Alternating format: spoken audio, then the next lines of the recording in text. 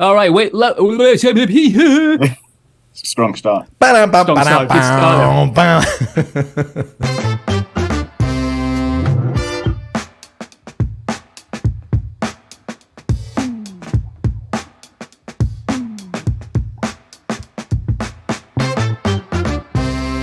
Hello, ladies and gentlemen. Welcome to another episode of Not Another Whiskey Podcast. I should say a very special episode of Not Another Whiskey Podcast. My name's Mitch Beshard. I'm your co-host. And as always, joined by the infallible, flatulent Nicholas Palaki at my side. Sorry, I didn't mean to say flatulent there. That was the wrong word, wasn't it? Was the wrong word. I don't know. I think you might want to retake that. Do you know what that word means? I mean, I have hung out with you a few times, mate, so, it's not far from the truth. How you doing anyway, bud? I'm doing very well. Yeah, very well. Good. Just enjoying a bit of the New Jersey snow at the moment. So I've got 6 inches of snow outside. Yeah, we've got it as well. I think we've got about the same. Aye. Why do you always giggle when you say like 6 inches? No, you licked your lips when I said it, so that's why I'm laughing. Anyway, as we've already said, we have a really special show lined up. It's a double hitter, and it's the first time that we'll have 2 guests whose careers were first spent with their heads tucked between the armpits and legs of other men. They're total scrumbags. They used to have tasting notes like cauliflower ear, but now they've seen the light and moved from the glamour of professional rugby into the world of Scotch whisky. Laddies and lassies, please give it up for Scotland's international rugby players and whisky experts, Ruaridh Jackson and Chris Cusiter. Guys, thanks very much for joining us. Yes. Hey, thanks for having us. Thanks. Great to be here. Welcome, lads. Welcome. Good to see you guys. It's been a while. I met Nicholas at in Las Vegas actually. In November, I think it was. Not a long a whiskey show. So that was good fun. I think the first time I saw you, you realised you'd forgotten the backdrop for your whiskey display. That moment, because you were building your display unit right next to me, this beautiful light box for all the whiskies that you're about to put out, and I was doing the same next time, and I was like, son of a bitch. Like, I actually think it was like the case had been unlocked and relocked again, and I think somebody'd maybe gone through it at customs or whatever and like taken something out to put it all back together and just left the screen out. Either way, we couldn't use our beautiful backdrop, so it was a bit of a giggle. But Chris saw me have my mental breakdown as it was happening live. So it gave me the fear that I'd done the same thing. So we bonded over that. And Mitch, I think I met you, in like 2016 or 17 maybe in LA. Yeah, dude. I think it was just when you moved over there, right? Because what was it, 2016 when you moved over? So I think it was 2017. You just not long bought the store. I met you at the store, and then we went for a couple of beers after that. That's right, yeah. And then you moved away just after, so we were ships in the night a little bit. Exactly, mate. Exactly. No, it's good to see you boys. And really, I was saying to Nicholas last time we were hanging out was the Whiskey Awards last year. Yeah, that was a cracking night. Can't remember much of it. The latter parts of it anyway. But I was sitting next to Mitch, so it was a good night, and to get through it, I had to drink a lot, so it was understandable. Made for a good night. But no, that was great fun. So it was the night, Bob got inducted into the Hall of Fame. So it was for Glenturret. It was a great night of celebration. So we went for it. That's for sure. And I've not met Nicholas in person yet. I have spoken to him once before, but next time I'm out in New York, I'll certainly make a call, because John claims he's all right on a night out as well. So that talk about a big night of drinking. That was another one that was crazy. You need to pack your stunt liver. I'd say, so Ruaridh James Howard Jackson, RJH Jackson, right? When I told Mitch that you were coming to the show, he asked if you wrote Lord of the Rings, and of course that was written by J.R.R. Tolkien and filmed by Peter Jackson. So Ruaridh, all joking aside, you were born in England but played for Scotland. So how did this happen? And is it because you've always secretly wanted to get into Scotch whisky in the long game? No, to be fair, it was amazing how little that ever came out during my career. We do our homework here, investigative journalists. It was just, I was pretty screwed by my parents. So my sister was born in Australia and got an Australian passport, and then so my dad worked in oil, and then he's traveling around, and then he was doing a bit of work in London, but stationed himself up in Northamptonshire. and that's where I had myself. And yeah, I was there for about 6 months, and then moved up to Scotland. So I don't really have any memories of being in England, but it was but yeah, so definitely 100% Scottish, but just had the birth certificate state slightly otherwise. Well, north of England and Scotland, we got a lot in common. But so did this affect you, do you think, in wanting to be part of something very Scottish? Obviously playing in rugby, but then in the whiskey business as well. Do you think that kind of forced your hand because you wanted to overshow how Scottish you truly were? Prove how Scottish I am, yeah. And strangely, actually, my real love for whiskey came when I was playing down. I had a few years playing down in London, and whether it was just me being a tight Scotsman, but I wasn't going out as much. But after a game, you're always quite still full of adrenaline. You're not really wanting to settle down. So my post-match would be a good few whiskies in my house.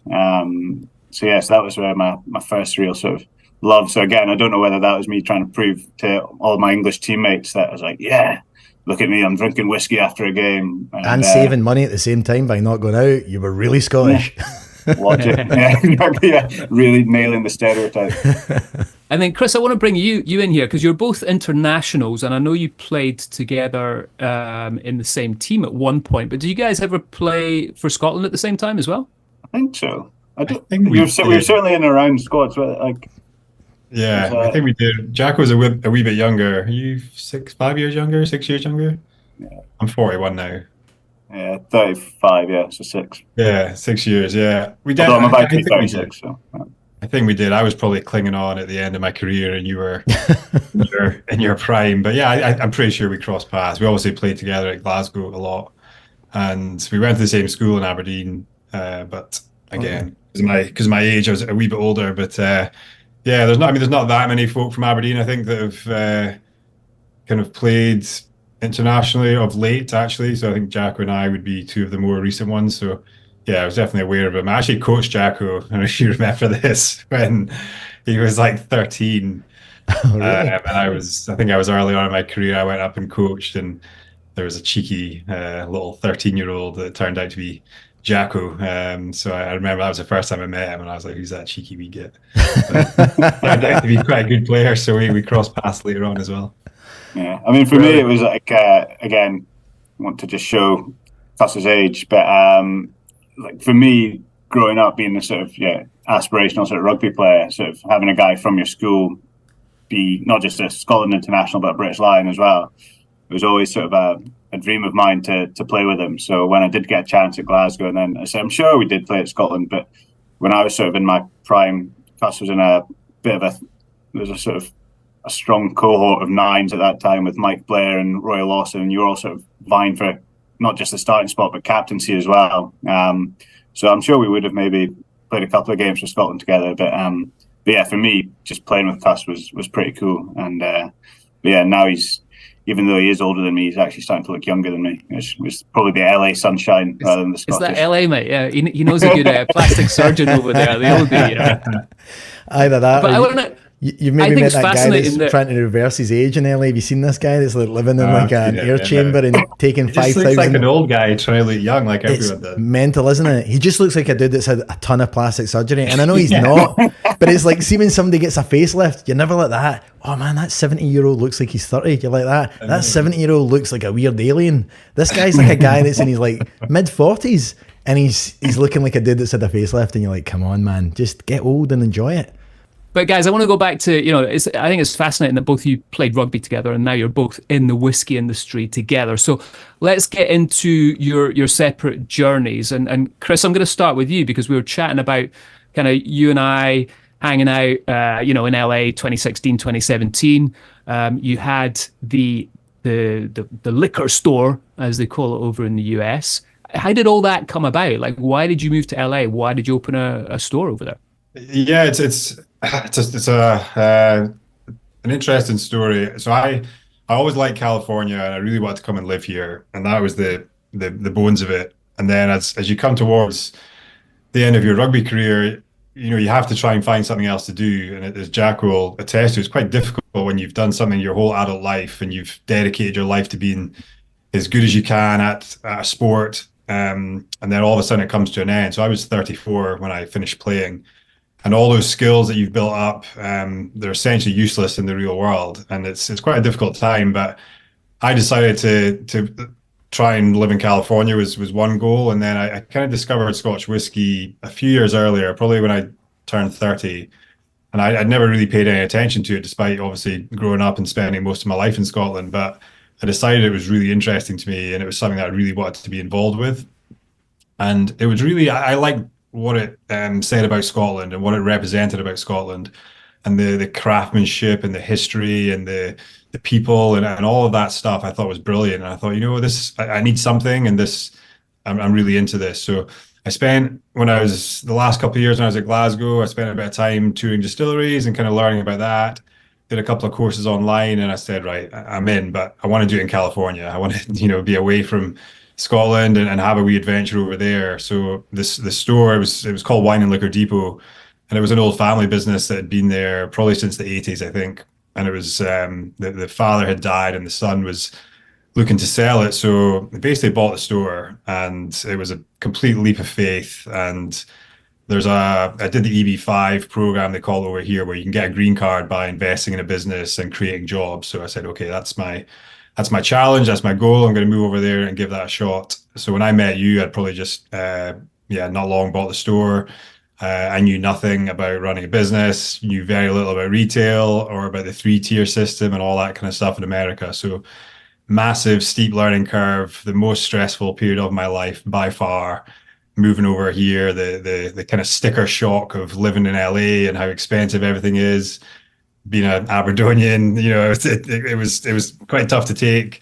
Had one daughter at the time, so all that in one, new business, new country, it was proper stressful stuff. But in the end, worked out really well, and it turned into a great adventure. I managed to grow the business. Actually sold it in 2021, and I think it kind of fast tracked my move into the real world, because it was a bit sink or swim, and learning a business, learning an industry, all that kind of stuff in a really condensed period was actually a good way to do it. Do I want to do it again? Absolutely not. I was nearly but I'm here now, and I love California. I love the Scotch whiskey business, so it's all worked out well in the end. There you go. Jacko, and sorry, Rudy, do you want me to call you Jacko? Because Chris has now called you Jacko a few times. I'm like, this is brilliant. the two of you refer to each other in your last names. I'm assuming that's just that, the brotherhood that you create when you're playing for the national team. But obviously, you co-created a company as well when you came out of the rugby. Obviously playing professional rugby, the Garden Shed Drinks Company, which you created with another ex Glasgow Warrior player, Ryan Grant. Is that correct? Yeah, and he's also now in whiskey as well. Is this the employment pool for Scotch whisky industry now? Is just the rugby?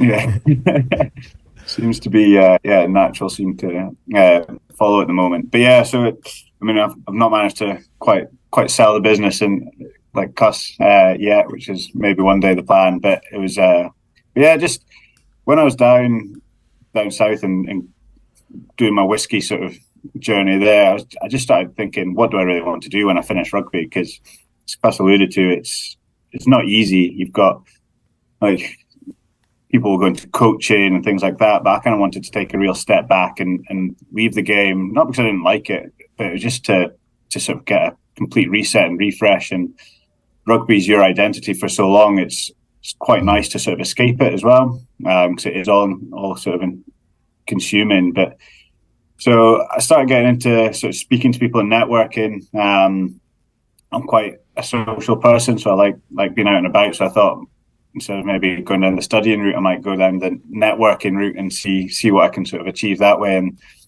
eventually, once I moved back up to Scotland for my last few years of rugby, I was living with Ryan Grant for a little bit, and we were just chatting away over a beer, as you do. And it's like, what can we do? What can we do? And we eventually decided to just buy a still off Amazon, and we started making moonshine essentially. So hence the name The Garden Shed, because that's where the idea was created. We obviously, for legal reasons, have moved out of Ryan's shed and into a legal premises to do our distilling. And so that was really it. It was just during your rugby career, you have so much downtime, and you're having coffees or having drinks. You chat about so many ideas. Like, we could do this, we could do that, but you just never really do it. And then obviously when starts getting closer to the end of your career, you like really need to think about stuff. And although like the business is still going, it's still fairly successful. It's not gone too huge. The market's pretty tough right now.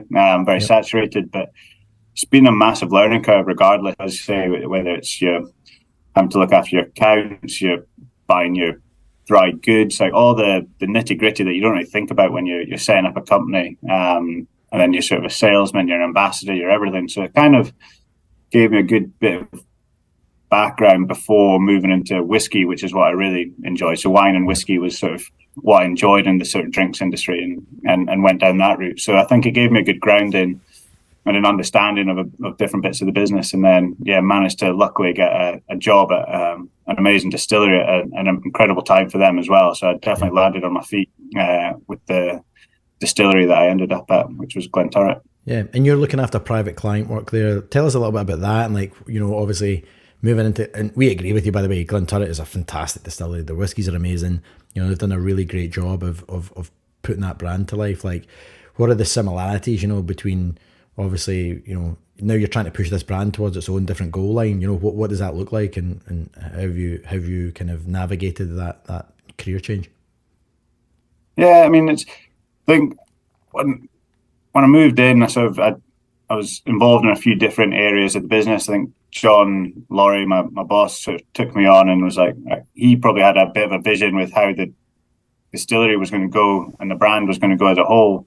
So he maybe had an idea of where I was going to end up, but he sort of let me try a bunch of different areas. So whether that was branding, marketing, I was in the warehouse for a bit, all these sorts of different aspects of the business. And then with that sort of ultimate goal of creating that sort of private client network, because where we are as a business now, we're obviously a very small batch, produce tiny volumes of liquid, but it has to come at a fairly premium cost to make it a viable business. And with the backing of the leak, and we get to put some of our top end whiskey into these beautiful crystal decanters, so they come with a fairly hefty price tag. And we sort of realized that these types of clients who are parting with lots of money probably certainly need a bit more sort of that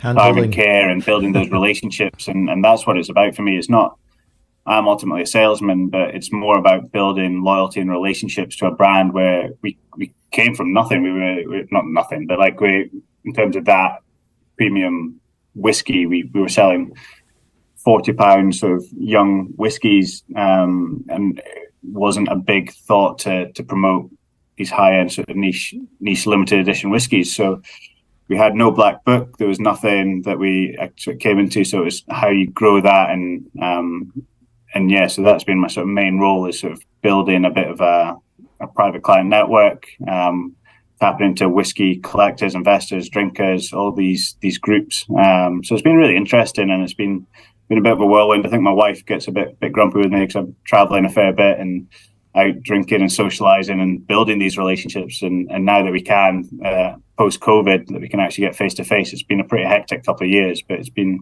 great fun, and it's been an amazing journey. And for me, getting to spend time with the likes of Bob Delgarno, who's putting together these whiskies, it's for a newbie in this industry, getting to learn from these guys who just have an incredible wealth of knowledge, and it's been a really cool journey for me so far. Very cool. Yeah, it's a great brand to work for as well. Chris, I'm going to jump over to you, mate. Walk us through. You've obviously moved into a different role within whiskey now, working from getting rid of the shop, and now you had Steve Lipp come up to you and asked you to take over as CEO for Alexander Murray. Talk us through how that all happened and how that's going for you right now. Yeah, that opportunity came around after the store was sold, and Steve Lipp is he's from Turriff originally, been out in California for 25 years, I think now. So he set up a company called Alexander Murray back in 2003, and I think when he moved over, he noticed that the private label market in America for whiskey was quite far behind the European market, where a lot of that was well established, very competitive, the kind of own brand. stuff over here wasn't quite established. So he saw an opportunity, and I think his first customer was Trader Joe's, who are a well-known supermarket chain over here, and he got a PO from Trader Joe's, and he was kind of off and running, and he's built the business up and done a phenomenal job really of doing that. We've got fantastic customers. Costco would be our obviously our biggest customer. We look after Trader Joe's. We do a lot of stuff with Total Wine, Sam's Club. So we're in the private label game, and we have a few of our own brands. But it's kind of interesting because we don't own a distillery. Obviously, we have really good relationships with distilleries in Scotland, and we have our kind of sales arm over here, and we also import and distribute in California and a couple of other states. So it's it's a really interesting role, completely different to the store. The 3-tier system, which you guys are familiar with. You have to kind of navigate that, and there's various ways of adding value, and our value really is in our connections in Scotland, which I think is why I enjoy the role so much, because it allows us to travel back there a lot and source whiskey and meet with our partners, and then we have the ability to bring it in here and put those deals together. So it's really, really interesting job. I'm really enjoying it. It's probably a little slower moving than the retail sector, which is every day you're doing a lot of transactions, and there's a lot of you're running really fast just to keep up. But in this role, it's a little slower. Transactions are bigger. They take a little longer.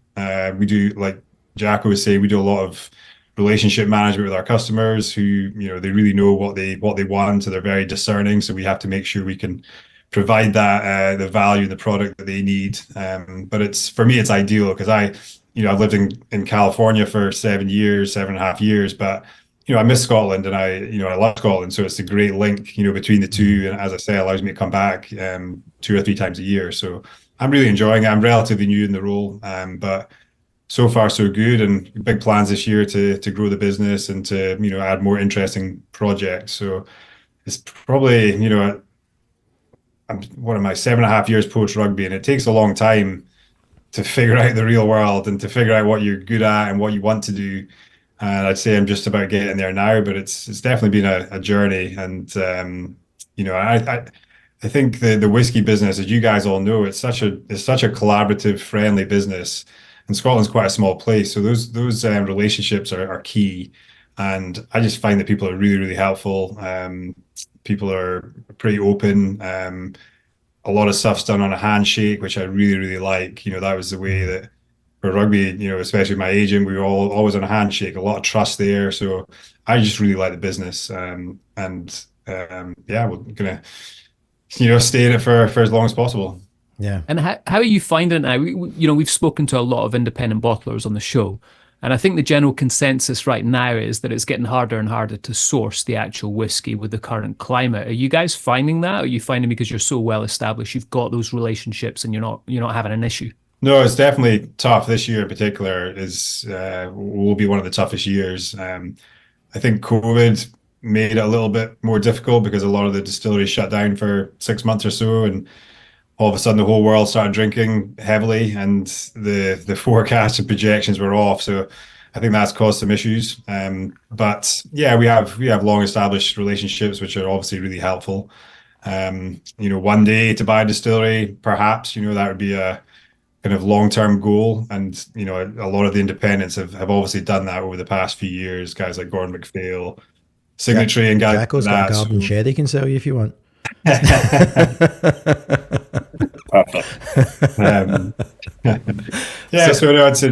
tough, but it's there's whiskey out there, and I think the prices have gone a bit crazy, and actually, as you guys know, the cask investment stuff is added another dynamic to the business where there's perhaps a quick buck to be made there for some people, and it's skewing the prices a little bit. So we'll see how that plays out and if that settles down. But I think because our customers are long term, our suppliers are long term, we'll get through it. But definitely an interesting time for the Scotch whisky world at the moment.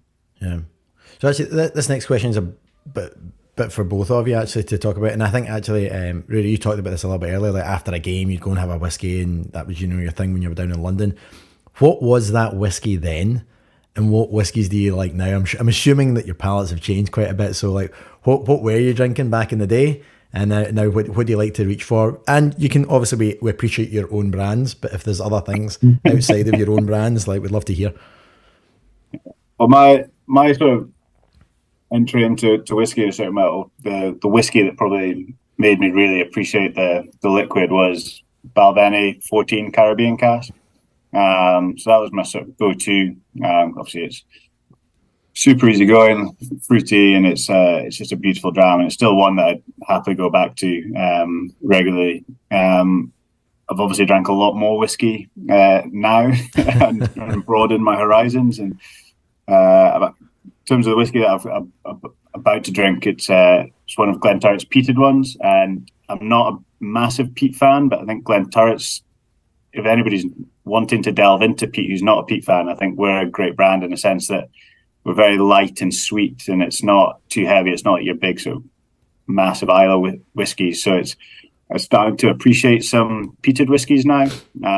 So that's sort of been an interesting evolution for me. But still, I'm very much like a sort of nice, sweet, smooth, sort of Speyside style. So anything from still Balvenies a lot, but talking Glenallichys, I think are brilliant at the moment. Aberlours, things like that are beautiful, nice, smooth whiskies. But some of Glenturret's, I've been so lucky because my role is selling the more high-end, limited edition rare whiskies.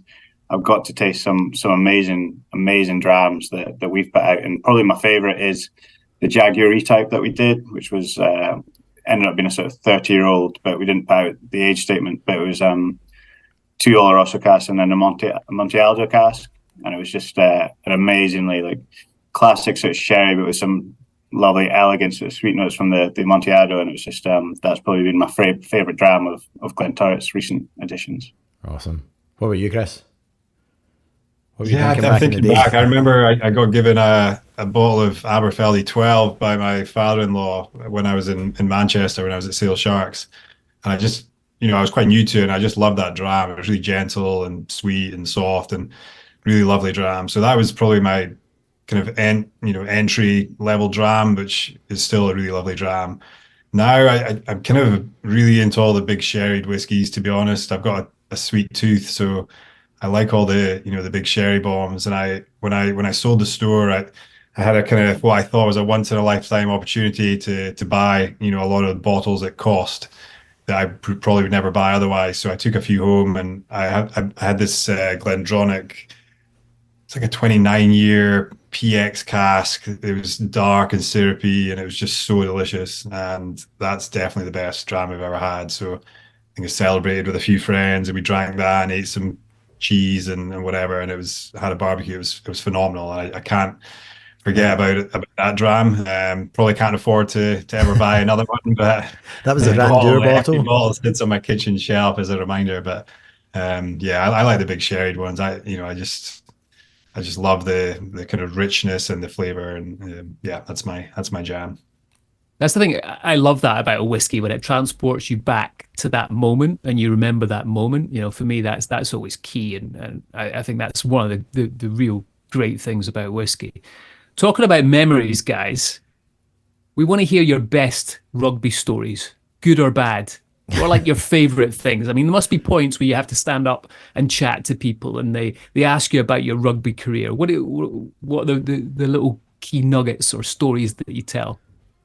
Easily tell my best one, and it brings us back to Aberdeen. Tuss will remember this night as well. Back supporting his bar back in Aberdeen at this time. But my second ever cap for Scotland was coming off the bench against Samoa, but up in Pittodrie. So obviously being an Aberdonian, being an Aberdeen football fan, it was a pretty cool moment to play at Pittodrie, and came off the bench, and it was a stupidly tight game. And then we got a penalty last play of the game, and I got the kick to win the game. So it was pretty cool in front of all our friends and family. But it was obviously November internationals, and there was just like this whiteout in Aberdeen in that evening as well. And we all piled into it. Plus had a bench at this bar in town, so we all went there, drinking in there. And by the time we came out, it was the first time and only time I've ever seen this. And Union Street was just like covered in snow, and there was not a vehicle in sight. Everything sort of kind of shut down. There was somebody skiing down Union Street at like midnight. It was just the most surreal thing, but it was just like obviously wild celebrations. Ended up obviously kicking on to the nightclub after that, but it was just it was a crazy night, and yeah, definitely one of the highlights of my life for sure in terms of rugby. That's awesome. That's funny. I remember because I think I was injured as I regularly was, but at the time of that game, but I'd gone up during the week or the week before to do some press stuff, and they did it at Pittodrie. And like you, growing up in Aberdeen, we watched Aberdeen Football Club, used to go to the games, used to love, it was a big deal. Especially Aberdeen were good, in the 80s, and when I grew up in the 80s and the 90s, they were a decent team. So I'd never been on the pitch before, so we were doing this photo shoot on the pitch, and it was I think it was, I can't remember the guy's name. Is it Mark McCall or something like that? Who was the manager at the time? So we were doing like a little thing, and he was like, "Can you do keepy uppies?" And I'm like, "Oh, I'm not so good at that." So we ended up doing like headers back and forth, and they were filming it. It was all good.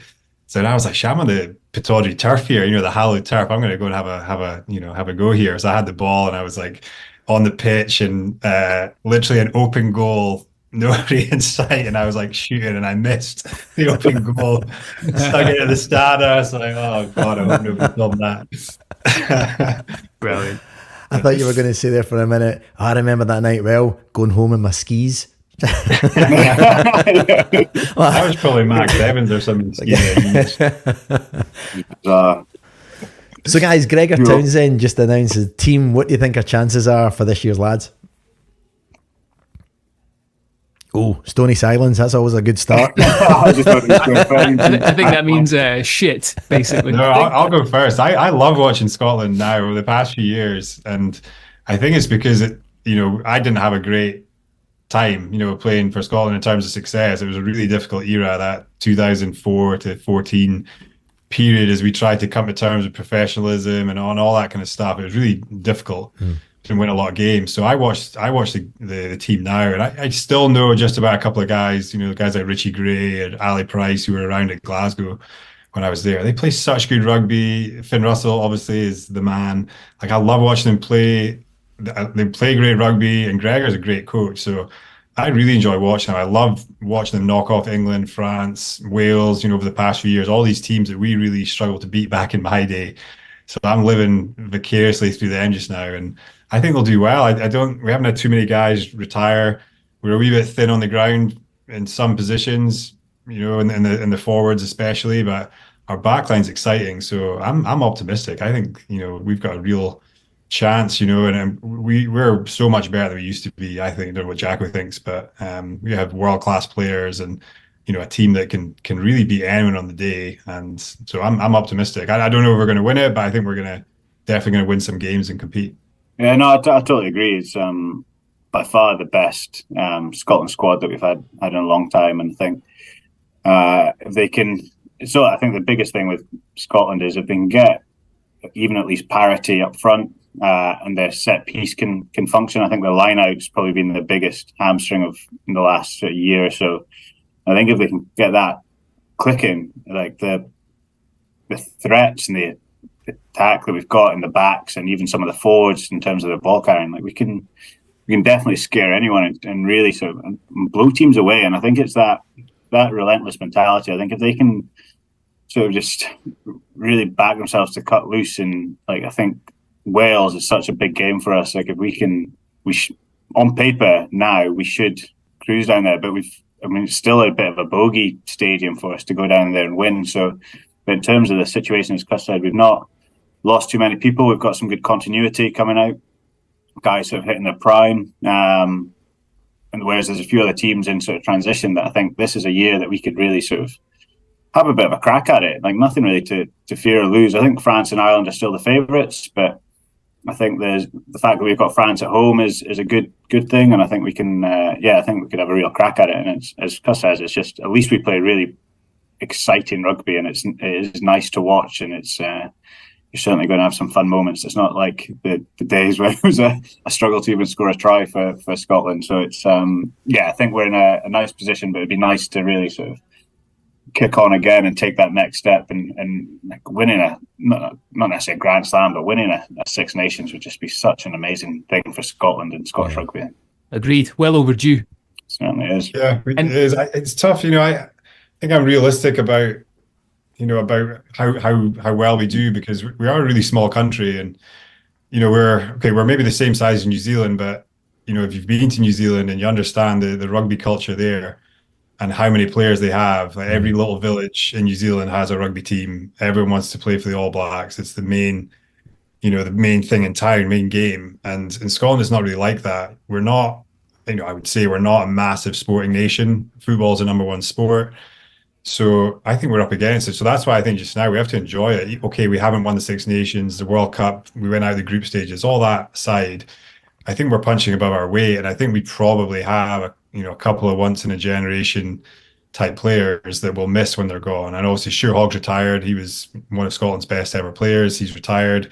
Finn Russell is phenomenal, and maybe I would say our best ever 10. He's got a few years left in him, but then what's coming up behind him. So I think we just enjoy it just now. Enjoy watching this team play, and I'm not defeatist at all. I just think I'm realistic. We're up against France and England, and you see the resources they have, and how much depth they have, how many professional teams, all that stuff. We are, I think we're punching above our weight, and for us to become a New Zealand or a France, like it would take a huge kind of shift maybe in culture and the grassroots stuff to bring through more players. And I don't think it's quite there yet, from what I understand. We bring in guys, we kind of naturalize guys from other countries, or we scour the world looking for guys who are Scottish qualified, which I think we've had to do. But I'd love to see more guys coming through from Aberdeen or or any of the kind of the school game. And I think we've got a good time just now. We should enjoy it. Yeah. Well, gents, it's been great having you on the show. Thank you so much for your time. We know you're both busy guys. We look forward to hopefully catching up for a dram with you guys soon. Chris, any plans coming over to Scotland this year? Yeah, definitely. Yeah, I think I'm going to be over in March actually. So yeah, I'd be delighted to get together for a dram, and then I'll be back in the summer as well. So nice. Love to get up to Speyside and visit. Yeah, well, same with you, Rory. We need to hang out again, mate. When's Rory coming to New York? That's what I want to know. Hopefully soon. But yeah, it's there's plans to potentially be in January, but the plans got a bit kiboshed. But no, certainly, speaking to our guys over there, we'll definitely be looking to get over sort of fairly soon. It is a very important market for us. So and yeah, Mitch, we can certainly hook up before that, I'm sure. Need to get back to the distillery, or if you want to, if I'm up in Speyside once the snow clears, that's for sure. Might pin your ear and get a couple of drams up there. Yeah, fantastic. Look forward to it, man. Well, guys, thanks very much for being on the show. For everybody that's tuning in, thanks for joining us on Not Another Whiskey Podcast. Please be sure to subscribe, like, and share on Instagram, and we shall see you next week. Bye.